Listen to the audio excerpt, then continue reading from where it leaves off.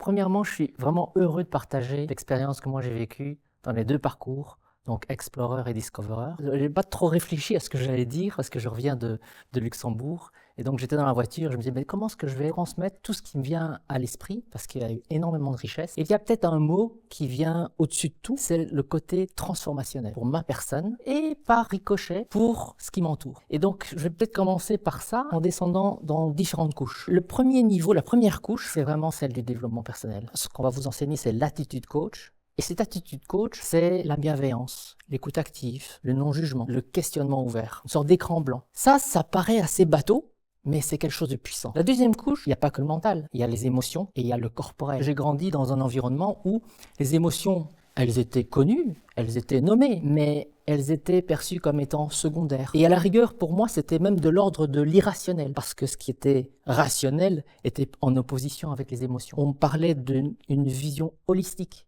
Parce qu'en fait, on est un tout. Peut-être la troisième couche que j'évoquerai, qui va encore plus en profondeur, c'est celle qui touche à l'indicible, l'immatériel. On avait évoqué les constellations, on a évoqué le chamanisme. Donc ça vraiment, ces traditions ancestrales des peuples premiers qu'on a complètement oubliées. Honnêtement, il faut le vivre, c'est vraiment mind-blowing. On se rend compte qu'on est en interconnexion totale avec les autres. L'attitude coach, c'est la bienveillance, c'est le non-jugement, etc.